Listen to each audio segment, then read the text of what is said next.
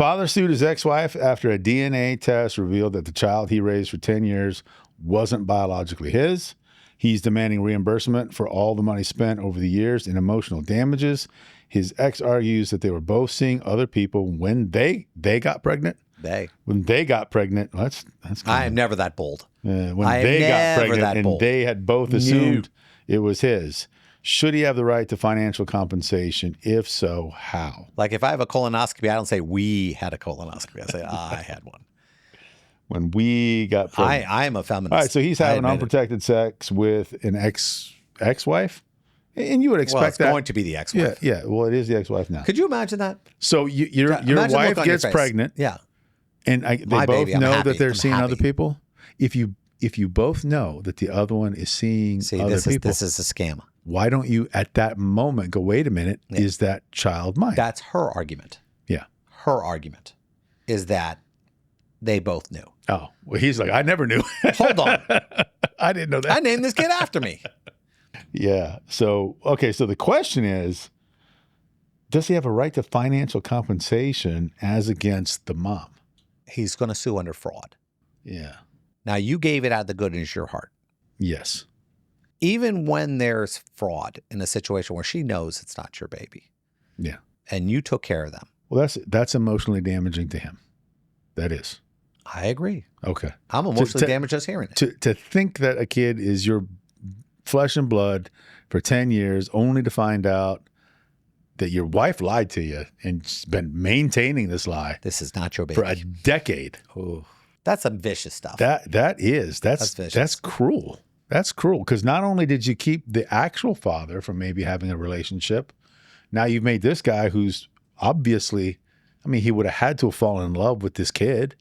He would have had to have these incredible feelings for the kid that he thought was his, even though it turns out not to be. I mean, you're still his dad or her dad, whatever. I don't know if it's a boy or girl, but the guy suing, he's got to feel like this is my kid. I raised. You feel like crap. This kid. Less than crap. Devastated. You've lost a piece of yourself because we consider that a piece of us. Yeah. A child, my child. This was my legacy. This was my legacy. I'm not worried about legacy. I'm talking this is you. I'm now responsible for you for the rest of my life. I don't care how old you get. I'm going to feel responsible. Well, let's tackle this from a legal standpoint. There are situations that are very clear that if I'm put on a birth certificate and I pay child support for many years and I find out later that I am not the father, courts have found, hey, you accepted that responsibility. You paid. We want to hold you responsible because until we can find somebody else who's responsible. Somebody needs to be responsible. So courts have found, even in situations. Yeah, the default rule is if you're married to her at the time of the birth, we assume it's yours. And if you don't let the whole world know that you don't think it's yours, you're going to be held to the standard as though it is, whether or not legally, whether or not biologically that's true. And even in certain states, even once they find out it's not yours, you still have to pay. Yeah, because now in a way, you've prevented the rest of society from trying to figure out who actually is the father of this child. Now, does that set up precedent? For those who don't know, precedent means that case law exists and judges are going to follow some other judge's rulings. Does that set precedent for this situation where, oh, well, you're going to have to pay child support, but you can maybe sue for fraud? Yeah, if from a legal perspective, if you are given an obligation that you would have had an opportunity to avoid, but you were defrauded from avoiding that obligation. You undertook that obligation under false pretenses. You can't tell me that that's not actionable. But who is it actionable against? The ex? What kind of money do you think she has available to pay a lawsuit? Blood from a stone. Like he's just trying to make noise here. He's just trying to make noise. Unless the ex-wife is some famous actress. Yeah, who has who's independently wealthy, or and then she didn't need your money anyway, or a Heinz daughter, or something like that. I like the Heinz daughter. Yeah, could you imagine marrying that? Who do you? She owns ketchup. That's so awesome. You own a condiment. That's how rich you are. I control mustard. Should have owned a condom back then. That might have helped him out. It wasn't that funny. You know that would cause I knew you would think that's funny, but it's actually why I find not it funny? that funny. Because if I would say something like that in a courtroom and I get hung. Yes, yeah, you would. You know I would. He definitely would, folks. Oh. I've seen him do it. But hold on. One thing that didn't bring up is the statute of limitations on fraud. It could be 2 years, it could be 5 years, depending on the state you're in. 4 years. In a situation where I've been taking care of this kid, he's 18 now. Or she's 18. The good thing about most states and fraud is that the statute of 2 or 4, or however long the statute of limitations is, usually it doesn't begin until you know that you've been defrauded, or you should have known that you had been defrauded. So if the kid came out, and you have really dark hair, and the kid comes out just blonde, redheaded, nobody in your family's red, you might be able to make an argument. A lot smarter than you, taller, more athletic. You might be able to say, hey, listen, you should have known a long time ago that there was something going on. That'd be like your kid shows up and he wants to button his shirts all the way to the top. Yeah, that can't be my kid. Why would he do that? Okay, so the answer is this. You probably could sue under a fraud statute. But avoid the statute of limitations argument most of the time. Maybe. I think you might be shut out after a certain period of time. What do we tell the guy if he shows up here? This guy shows up in our office. Hey, Jeff, I need to sue my ex. What do we tell him? I'm going to be honest. I'm not going to do what some other attorneys might do. Yes, I need a $5,000 retainer and we'll get started right away. And I'm going to go get justice for you. I'll charge the hourly rate. I'm going to do this. And then we'll get it back at the end. Always contact on a situation like this where you're going to be paying an hourly fee. Get 2 opinions. Go to 2 attorneys. Because what I would tell him directly, I'd say, listen, we can't go after him and I know you're angry. I don't know if we're going to prevail and I know we're probably not going to be able to collect for you. So you're going to, for $5,000, $10,000 or 20, 30 to go to trial, you're not going to get a benefit out of it. For the first month, you're going to be happy.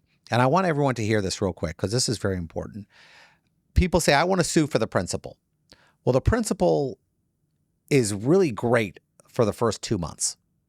Then when you get to 3rd month, the 4th month, the 5th month, you're into a year. You're going, this is dumb. Why am I even here? And then some people feel trapped, Jeff, because they're like, man, I already am $12,000, $15,000 into this thing. I got to see it through, or otherwise that money's wasted, right? What I'm going to give you some advice. That's called the sunk cost. Take that $5,000 retainer. Take that $5,000 retainer, and go get yourself a decent watch. And a watch? A watch. Just a watch. So it's something that you'll have for the rest of your life, and you go, I could have wasted money on an attorney, or I can look at this nice watch. Instead, I have a nice tag. Yeah. Right. Not a tag. You can't get a Rolex or something, but I mean. For $5,000, you can get a Rolex? No, you can't. Oh. No. You can maybe get a crappy used one. But I mean, I would say for just a subpar brand new Rolex, I mean, subpar, I mean like maybe 11, 12. But that'd be better than giving it to an attorney who might get you a judgment that you can't collect on. Yeah, you can hang it on your wall and it'll look nice. And you'll feel like an idiot every time you pass that. It won't bring a lot of good memories. Okay. So our opinion on this matter is walk away, get divorced. If you love that child, don't stop loving the child. Yeah, I was just going to say that. Don't abandon the kid. Don't put it on the kid. Now, that's not the kid's fault. And you can't tell me that you raised that kid for 10 years and you don't have feelings for him. And I'm going to tell you what right now. Lie to the kid. Don't tell him. No. Don't tell him. No. You can't go, hey, your mom just told me that that you're not mine. That's bad advice. Not telling the truth. I'm going to go with the don't tell. Not telling the truth is always bad advice. Why? This kid's going to be devastated. He needs to know the truth. You're not my dad? He needs to know the truth. You're not my dad? Why would you keep that from him? Because why would I want to intentionally hurt him? Because you're hurting him by not telling him the truth. What, he's going to do a 23andMe later or something? Yeah, he's going to get 40. He's going to be 40 and like, I can't believe you didn't tell me. Yeah, I don't know. I can't believe you didn't tell me. Talk to your mom. I thought we were good. So you would lie to him and then lie about, well, I didn't really even know. Oh, my God. Yes. You see why it's not good to lie? The greater good. Because then you have to lie. The greater good. That's Machiavellian. Well, look at you with the big words. Okay, the ends justify the means is what that is, and it is not true. Yes. That is a horrible philosophy. In a personal matter. Oh, yeah? Horrible philosophy. Yeah, you've been married how long? Horrible philosophy. You've been married how long? The ends justify the means. You've been married? What does that have to do with how long I've been married? We know we say some things. What are you talking about? Are you happy right now? Yeah, I'm happy. You know, there are many times where you ain't happy that day and you lie because you don't want to turn on you. No, not me. Not me. No, Really? I announce when I'm not. Everybody knows when I'm not Let happy. me say for the record, my loving wife. No, everybody around knows when I'm not happy. That is, I don't lie about being happy. I always allow people to save face. Saving face for somebody else, you give somebody else an opportunity to lie so they won't be embarrassed. Is this food good? This is great food, isn't it? That's not. It's you really told not. me to lie to you. When did I tell you to lie to me? Every time I turn you down for one of your events. I said it would be more helpful if you put in the effort to at least make up an excuse rather than just blurting out no before I even complete the invitation. Hey, do you want to come? Nope. Yeah, you can't say nope before I get the invitation out. So what do I have to say now? I have to do these huge monologues. Yes. Dearest Thank you. Craig. Thank you for inviting me. That was a ridiculously kind offer. Yes. Based on my possibility of inavailability for that day, I can't do it. Yes. That feels like word salad. It just does. Yeah, well, it's different. From a moral standpoint, it's different.